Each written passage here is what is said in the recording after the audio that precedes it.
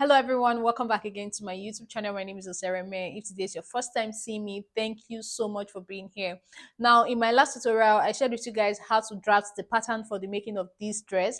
It's a very beautiful dress. I finished making mine last week, but I have been very busy. Normally on this channel, when I share a pattern drafting tutorial, in 2 to 3 days, I share the sewing tutorial. So I'm here to apologize to you guys for taking so long to share this particular sewing tutorial because it's been a week. So this is what I had after I was done making the dress, and it came out really nice. I've not had the time to fix the beads, but the dress itself is looking very beautiful. So if you're interested in learning how I went about the sewing of this, keep on watching. And if you're still yet to subscribe to my channel, please hit on the subscribe button and turn on the notification bell. And again, if you're yet to see the pattern drafting tutorial, I'll be linking it down in the description box so that you can check that out and then come over here to this video and watch the sewing part. So guys, like I said before, these are all the patterns that we drafted in my last video, and the link to that particular tutorial will be down in my description box. Now I've gone ahead to cut out lining pieces for every piece that I've cut out here.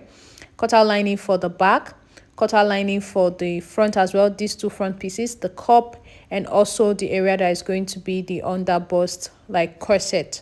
Okay, so just basically cut out lining piece for every part. So now for the underbust corset part, I am going to head over and iron my hairstay to both the actual fabric and the lining. This is going to make it strong on the waist area. So I'll go ahead and iron hairstay to the two pieces. So guys, I've ironed the hairstay to the pieces now. As you can see, hairstay is an interfacing. For those of you that might be wondering what it is, the interfacing I used here is hairstay, so you can use any interfacing of your choice. Now I am going to now attach the upper part to the waist area. So before we can attach the upper part, we need to make some gathers on the upper part. So I'm going to be stitching all the way across these areas with my gather stitches.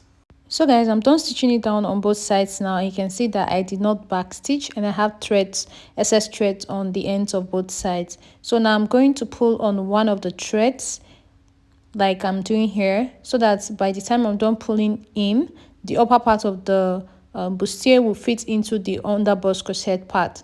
So for this side, I'm going to align and see if the pleats I have is enough, and I'm not okay with it yet, so I'm going to pull on it again like you see me doing like this until it is perfect here. Okay, so now I am comfortable with what I have here. Now I'm going to go ahead and do the exact same thing for this other side as well. So just pick one of the threads. If you are working with the upper thread, pick the upper threads, and if you are working with the bottom threads, pick the bottom threads. It's just the same thing on both sides. So just pull on it like you see me doing like this.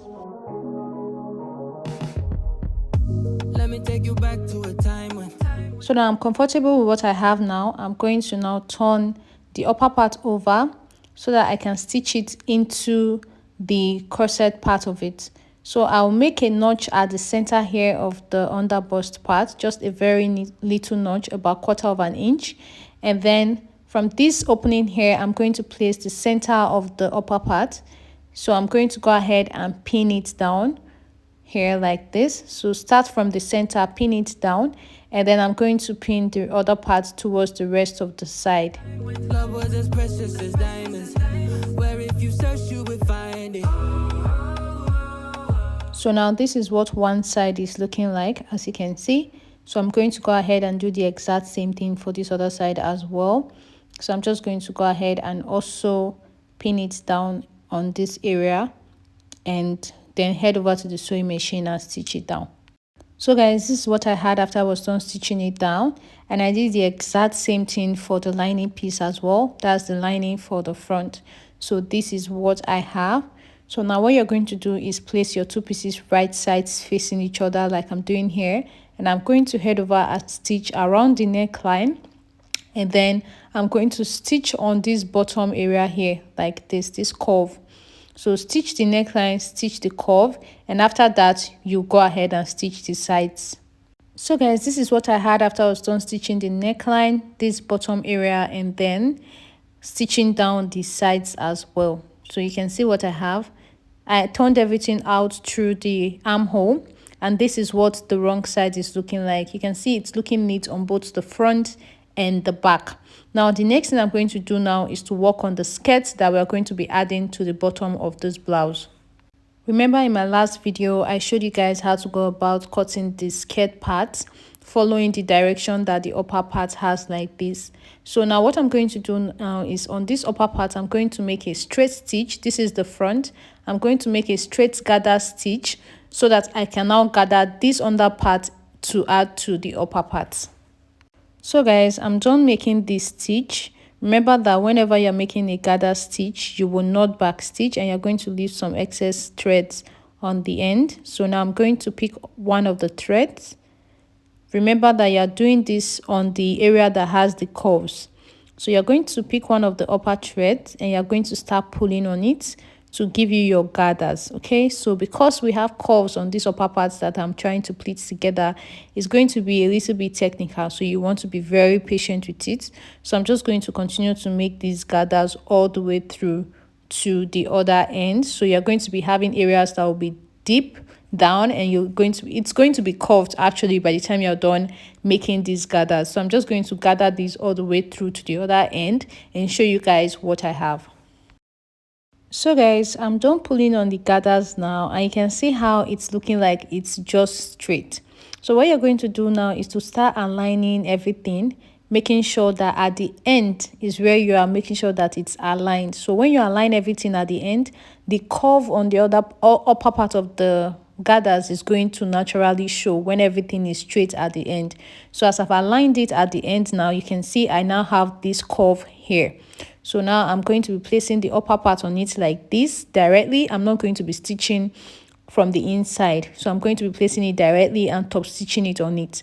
So I want to spread out the gathers now that I've checked it, it's not staying perfectly. So you can spread out your gathers, align everything properly so that what you have on one side is similar to what you have on the other side, because it's actually going to show if the gathers are not equally spread. Okay, so now I'm done spreading out my gathers and I'm just going to go ahead and tie up the end of the thread so that it doesn't spread out again. So after this, I'm going to head over to my sewing machine and I'm going to overlock these rough areas here. Since I'm not going to be stitching it from the inside, it needs to be neat as well. So I'll just go ahead and overlock the upper part. So guys, I've overlocked the upper part and I've gone ahead to arrange it using the end of the skirt so that I'll be able to get this shape back. Now if you place the upper part, you can see that it fits in perfectly. So I'm going to be top stitching the upper part into the skirt part. So I'm going to go ahead and pin everything down. You can afford to just top stitch this because we are going to be having beads to cover up the area with the top stitch. It's going to be beaded, so you can actually just do it like this. So now I'm done pinning it in place. I'm going to head over to the sewing machine now and make a top stitch all the way across this part to join the both pieces together. So guys, I'm done making my top stitch now and this is what I have. If I turn it over to the wrong side, you can see it still looks neat. That was why I told you guys to make sure to overlock the rough edges of the Ankara so that it's not looking funny at the back. So now, yeah, this is all for the front for now. Let's go ahead and leave this aside and then work on the back pieces. So guys, this is the back piece. These are the lining and this is the actual fabric. So I'm going to go ahead and just join them together, right sides facing each other, one lining and one actual fabric. So I'm going to start by stitching the neckline and then stitching the bottom here and then stitching the two sides. Then I'll turn everything over through the armhole and do the same thing for the other side of the back pieces as well. So guys, this is what I had after I was done stitching it down. Remember, there are no darts on this dress, so these are the bottom areas. You can see how nice it looks. So now the next thing I'm going to be doing is to attach the skirt part to it as well, just like we did in front. So now these are the two pieces for the back. Remember that we had to cut the back pieces into two. So now I have gone ahead to stitch down the upper part with my gather stitch. So basically I'm just going to start pulling on the gathers just like I did on the front piece. So you'll be doing this for the two back pieces. Okay, the back pieces are going to be two. I know that times are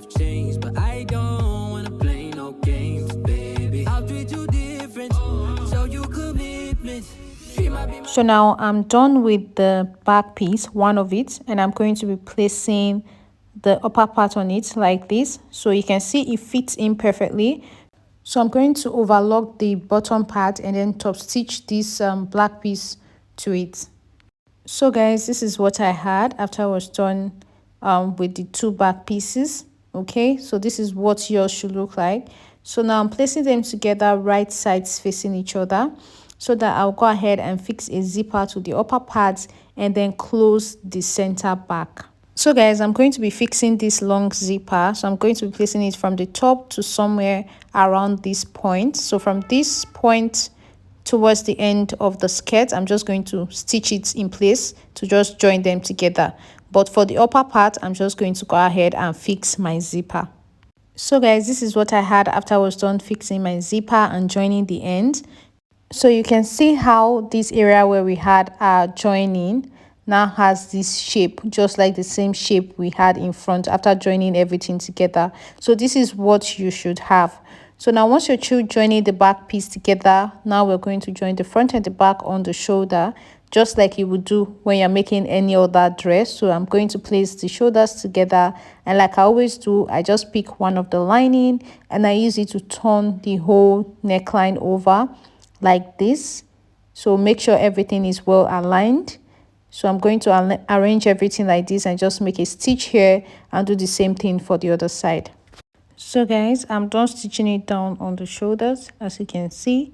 So now the next thing is for us to work on the sleeve, and the sleeves on the dress you're trying to recreate are very tiny. So I have gone ahead to cut out my sleeves, and the length I have here is about 5 inches long. So I'm going to be attaching the sleeves to the armhole areas like this. So you're just going to attach the center of your sleeve to the center of your armhole, and I'm just going to go ahead and stitch it all the way around, and I'll do the same thing for the other one as well. So guys, I'm done fixing the sleeves, as you can see, and I went ahead to overlock the rough edges there. Okay, so now the last part of this will be for us to join the sides. So I'm just going to go over and turn everything over to the wrong side, and from the sleeves I'm going to align everything just like you see me doing like this, and I'm going to be using my body measurements to stitch on both sides. If you would like to have a pocket on one side of the dress, you can measure from the shoulder to where you want your pocket to start from. For me, I just decided to just let the pocket start from where the African print started from. So basically from that point I measured 7 inches down and made the points there. So from the armhole I'm going to stitch to where the Ankara started from, then leave the opening. So stitch from here to here, stop, leave this area as an opening, and then from here I'm going to stitch all the way to the end. Then I'll fix a pocket to cover the opening, and then I'll go ahead and stitch down the other side as well. After I was done stitching it down, this is what I had. This is what the back and the front is looking like. You can see the shape is very obvious. That's the major thing that I wanted to show you guys how to go about in this dress. For the beads, I do not have the time to fix the bead at this time because it's going to take me a long time. I really do not enjoy fixing beads, so I wasn't able to fix the beads at this time. So once you're done with this process, the next step is for you to fix beads. If you want to put stones, you can put stones in the areas where you have the underbust corset. It's totally up to you. Whatever you want to do here is fine. So yeah, that's all for the making of this dress. Thank you so much guys for watching. If you're still here to subscribe to my channel, hit on the subscribe button, and don't forget to leave me a comment in the comment section if you find this particular video helpful. I'll see you guys in my next one. Bye.